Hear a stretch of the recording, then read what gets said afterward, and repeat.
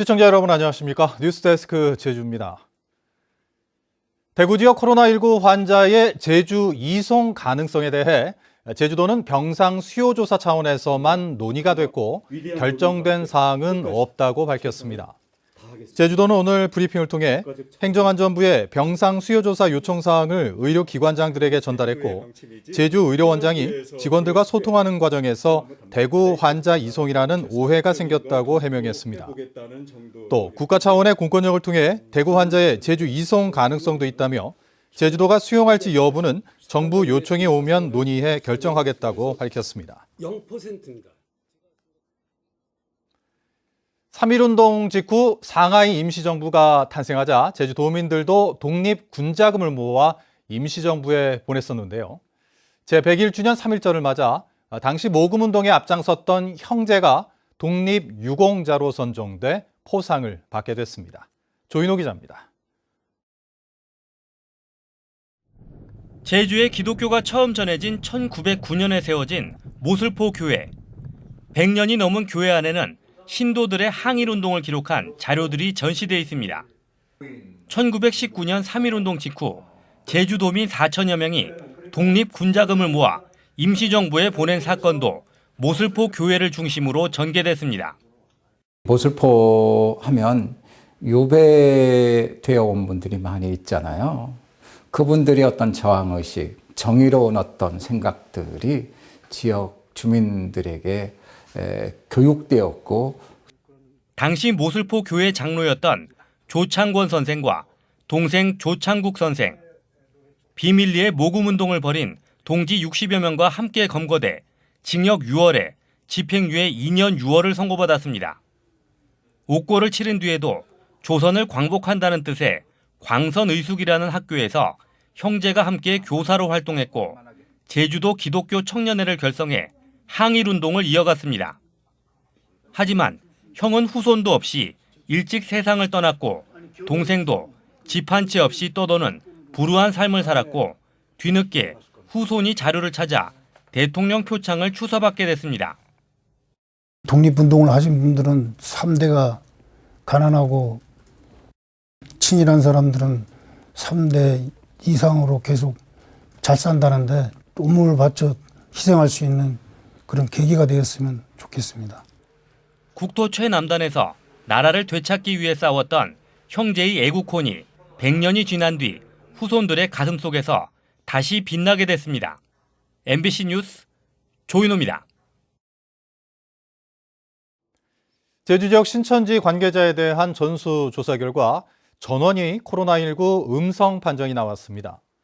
제주도는 신천지 교육생 102명과 교인 646명 등 748명을 전화 문진했고 이 가운데 유증상자 50명은 검체 검사에서 모두 음성 판정이 나왔다고 밝혔습니다. 오늘 능동감시 모니터링 과정에서 유증상자 51명을 추가 확인하고 검체 검사를 실시한 결과 음성 판정이 나왔습니다. 또 소재 파악이 안 되는 교인 4명에 대해서는 자체 확인이 어렵다고 결론 내고 정부에 이관했습니다. 한편 제주에서는 지난달 22일 두 번째 확진 환자가 발생한 이후 8일째 추가 환자는 발생하지 않고 있습니다. 다음은 국회의원 예비후보를 소개하는 나는 예비후보다 순서입니다.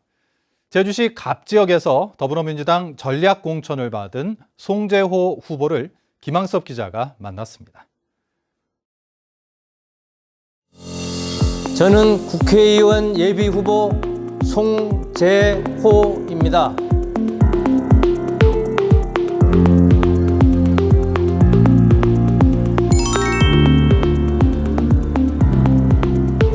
매우 다양한 도전과 국부정의 경험을 했습니다. 이런 경험과 경륜의 시각에서 볼 때 제주도가 가지고 있는 여러 가지 한계를 보게 되는데요.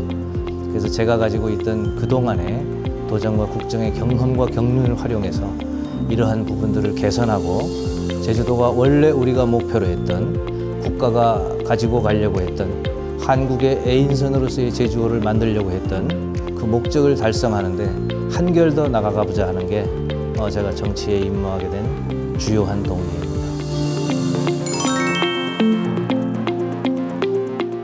신도시 지역은 품격 있는 시민 생활이 가능한 지역이 돼야 되는데 일종의 건강, 체육, 어린이, 돌봄, 육아, 도서관 이런 게 하나로 집적돼 있어야 되거든요. 집적된 시설을 만들어서 정말 삶의 질이 있는 정말 행복한 도시 생활이 가능한 지역으로 만드는 것이고요. 구도심 지역은 도시재생을 통해서 이것을 정말로 우리 제주가 구도심이 살아나서 옛날의 문화유산의 향기를 가지고 있고 그것이 관광과 연계될 수 있고 그런 도시지역으로 만들어 보는 것이 매우 중요하다고 생각합니다. 제주도정과 대한민국 국정을 다 해본 후보입니다. 제주대학교 교수를 했고요. 그리고 노무현 참여정부 때는 한국문화관광연구원장을 했고 지금 문재인 정부 때는 대통령 직속 국가균형발전연구원장을 했습니다. 국가균형발전연구원장은 17개 시도에 지역정책을 총괄하는 자리입니다. 저는 매우 다양한 인적 네트워크를 가지고 있습니다.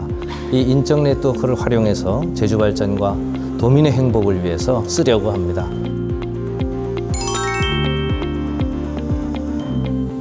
특별법의 개정이라고 생각합니다. 그 이유는 국제자유도시가 가려고 하는 방향성이 매우 모호하기 때문이죠. 그 방향성이 산업화가 돼야 되는데 어떤 산업으로 가려는 데는 제시가 없습니다. 예를 들자면 30만 굴에 있는 우리 고로쇠 나무, 한라산에 있는 1800종의 식물자원, 바다에 널려있는 해조류들이 또 바람 이런 것들이 다 우리의 돈이 될 수 있는 도민이 주도하는 성장이 될 수 있는 그러한 자원들이거든요. 이러한 자원을 산업화할 수 있는 제도적 기반을 그 국제자유도시 특별법에 담는 거지요. 제주 우선, 민생 먼저.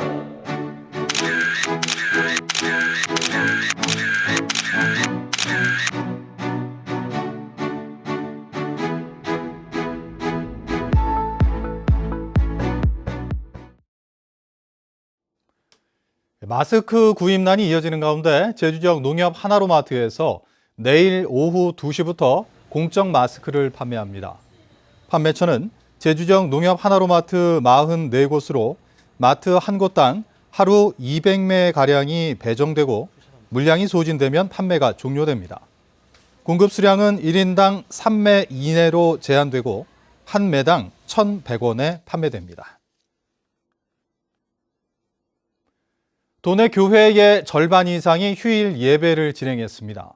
제주도에 따르면 교회 420곳 가운데 56%인 230여 곳이 예배를 정상적으로 진행했고 17%는 중단하거나 영상 예배로 대체했습니다.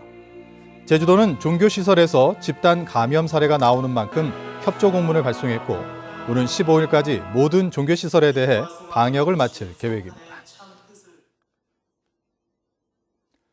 코로나19 국내 확산 여파로 지난달 제주를 찾은 관광객이 크게 줄었습니다.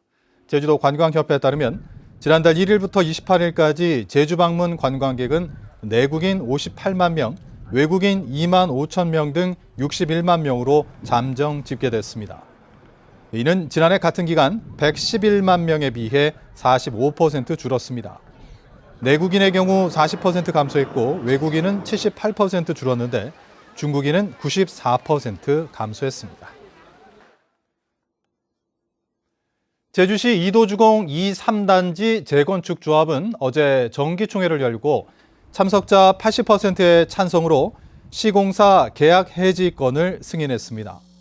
재건축 정비조합에 따르면 시공사인 한화건설 현대산업개발 컨소시엄이 지난해 이도주공 1단지 재건축 입찰 당시 2단지보다 파격적인 조건을 제시했고 재건축 조합은 불합리한 조건 개선을 요구하며 시공사와 협의했지만 반영되지 않자 시공사 계약을 해지했습니다.